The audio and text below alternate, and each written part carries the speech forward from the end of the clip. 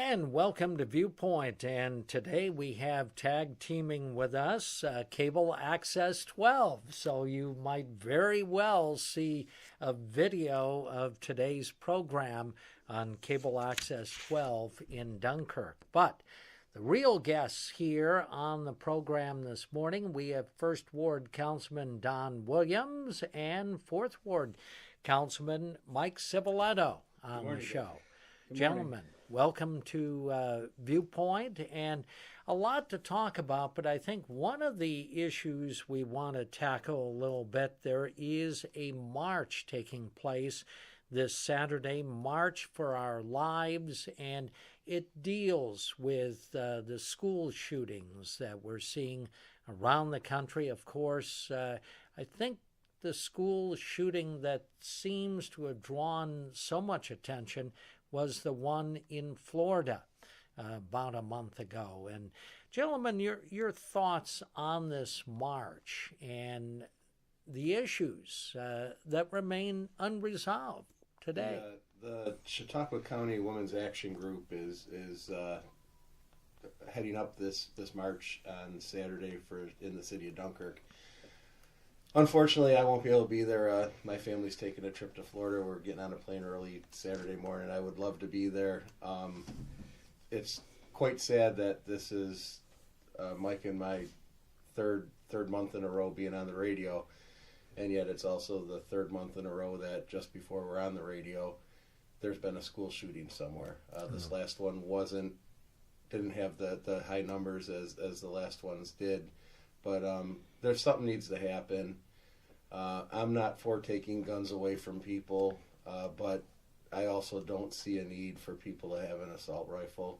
I wish that our congressmen and our senators would stand up and say that they're against this stuff too.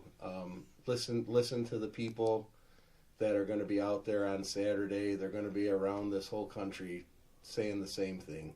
Common sense gun control. We can stop this. It's not all just mental. We still probably need to work on the mental side of it too. But we need common sense gun control. And again, not taking it away from everybody, not taking away their Second Amendment right, but some things I think are excessive to have to be able to have within their reach. And when you can go out and kill people like they're doing, assault rifle to me is a weapon of war. It's not a weapon for sport to just go hunting. Your thoughts, Mike, and you expect to take part in this march coming up Saturday? Yeah, I'll be there. And basically, totally agree with everything Councilman Williams is saying. We need our federal agencies and our federal representatives to step up and finally do something. I mean, it's been not just months and years, it's been decades that we've needed to have someone stand up and a group stand up and say enough is enough. And the rest of the world has at the very least a common sense approach to gun laws, and we don't.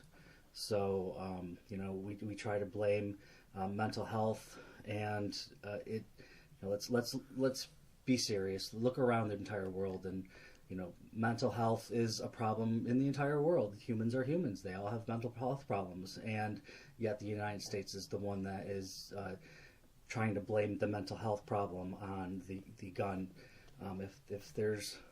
If it's hard to get a gun, then it's going to be hard for everyone to get a gun, including the people who have mental health problems. And that's. I just don't understand why we can't follow the example of places where it works. It's good practices in other places.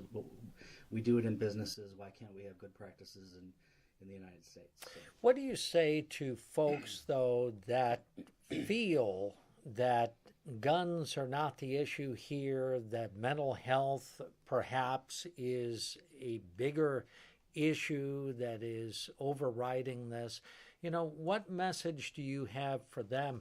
Do you think we can reach a compromise? Can we reach some middle ground on this issue? I would love for them to then say mental health is the problem, then let's deal with the mental health problems. Mm-hmm. But yet the same people who are yelling about keeping our guns are the exact same people that you see that are cutting our mental health budgets, are closing down our psychiatric wards, and refusing to recognize that mental health is a problem. So you can't have it both ways. If you're going to say that mental health is a problem, then budget that, and then attack that type of, stand up for mental health rights. But those are the same people on one side of the aisle that just just are the ones that are continuously cutting it. So I don't understand where the argument is. Well, go ahead, Don. I think the kids in Florida kind of say it the best, and that person that walked in there and shot in Florida, he wouldn't have killed so many people with a knife. So I think the assault rifle, that's basically what I'm kind of focusing on, is the assault rifle part of it. Is if they didn't have an assault rifle walking in there, the damage would have been a lot less. Maybe with his problems that he had mentally, that he might have still walked in and tried something, but there would have been less death. We'll move along because we're limited on time, Yes, and I know there's a lot really going on in the city, but again, we invite people to take part in this March for Our Lives event taking place Saturday, 1:30. It's going to be outside the Dunkirk Middle School. Correct, and then they're going to march to the Washington Park, I believe, to the gazebo there. Great. Hopefully the weather cooperates as Luck. well. I'll be there in spirit, I know that. It'll be cold. Now, some of the other things we wanted to touch on a little bit, and why don't we deal a little bit with the streets department staffing? We're getting into the pothole season. How are we dealing with this, and will we see kind of a comprehensive approach to potholes? I believe that we just had a DPW committee meeting yesterday, and I believe that the crews are still out there trying to fill the potholes with whatever winter mix stuff that we have now.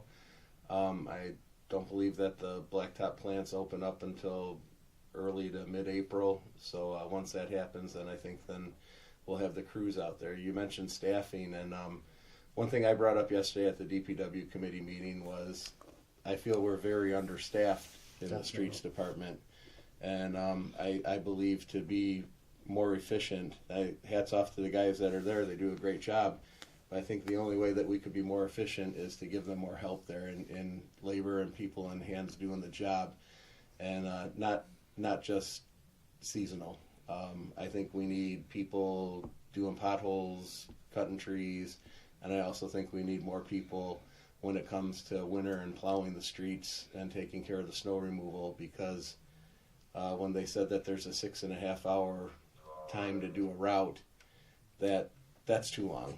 And when you only have enough people to staff one shift, you can only do, maybe 2 times around in a 16-hour period, which is the max that they can do anyway. So I believe we need to hire more staff permanently into the city streets department, and if we can also get some seasonal to help with the snow removal too, that's great. But if we got seasonals in the summer, we got seasonals in the winter, I believe we actually need some full-time people, staff on there. And I definitely agree. When I was a kid, and correct me if I'm wrong, there was upwards of 30 or 40 guys in the streets department. Yeah, I don't know. We're down to 11. I left for about 20 years, and when I came back, the parks didn't get any smaller, and the roads didn't get any, there weren't less roads. But we have half as many guys trying to take care of all of that square miles. So what impact would that have on the city budget, though? Because everything you do, if you add positions, you have to deal with more money. What seems to be that was what's been happening is that as people retire in the streets department, as opposed to hiring someone to replace them, right, they went by attrition, and they said, hey, look, we didn't have to raise taxes, or hey, we didn't have to adjust the budget because we just let go, 2 guys just retired. And now, granted, they're going to have to pay their pensions and stuff, so that does come into it. But we have to start thinking about the future, about budgeting for future things like retirement and rehiring when people leave.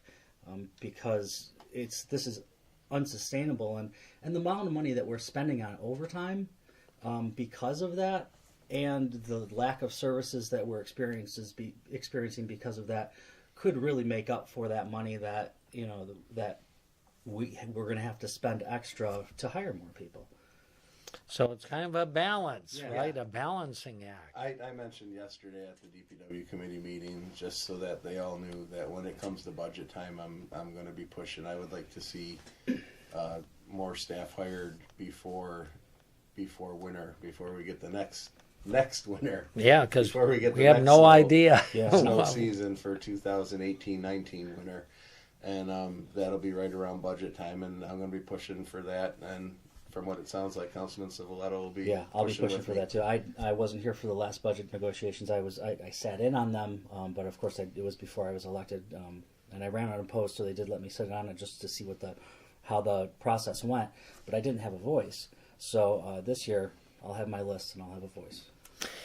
Another topic we want to touch on is now the availability of credit card payments. Oh, yes. And this is something that's been quite a while in the works. I've been pushing on that since I came into office, and along with credit card, eventually I want us to get to where we can actually do some, online scheduled payments and stuff like that. I know I have a lot of stuff that just comes directly out of my checking account, set it up with like National Grid, National Fuel, stuff like that. I'd like to see the city be set up to do that online. Baby steps, I guess, is what we needed to take. So to start, we now have the payment by credit card at City Hall. There's the two machines in the two swipe things in the treasurer's office, and then there's also one in the city clerk's office. Yesterday after the DPW committee meeting, the Observer took a picture with some of us that were there, and so there should be a press release out in the paper coming soon about that. And we'll have a story about it today. Yes, we got it now. Since you're here. But let me ask you, what are the advantages? Is it a combination of helping taxpayers, but also helping the city because you're getting the dollars? That's exactly it. It's the taxpayers asked for it. They had asked for paying by credit card, actually, along with the online direct payment stuff.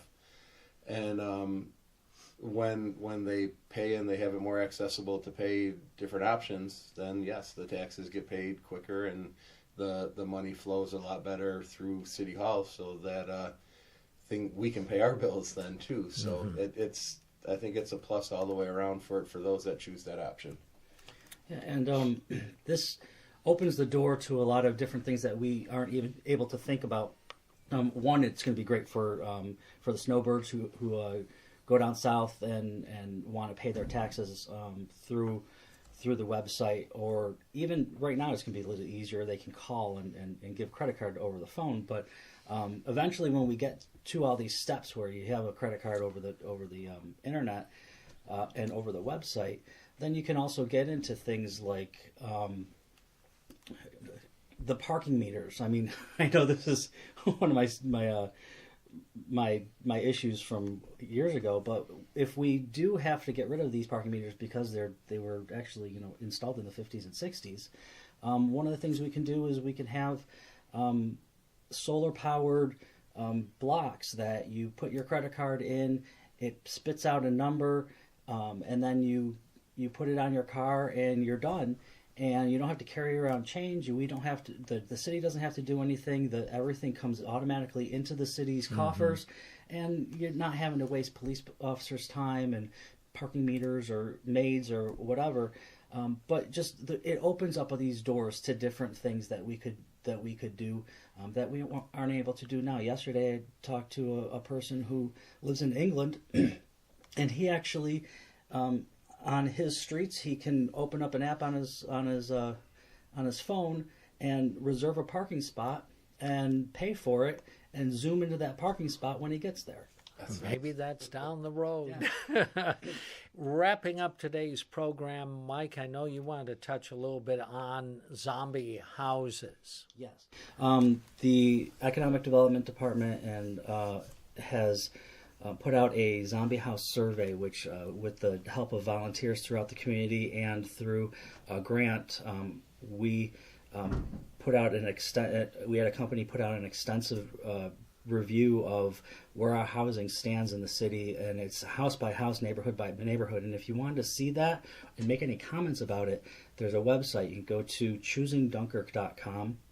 It's a fantastic website. Let me say it again. It's choosingdunkirk.com. And you can see this. There's a space to actually flip through the pages of the survey, of the report, and also a spot to put your comments in. And there, it's not a static report. They're continuously going to be adding things to make sure that we are updating it all the time. Well, gentlemen, thanks for joining us on Viewpoint today. We'll do it again next month. All right, thanks, Dave, and thanks, Gabe, for coming with Access 12. Don Williams, Mike Civiletto from the Common Council, our guest on Viewpoint. I'm Dave Raleigh. Have a great day.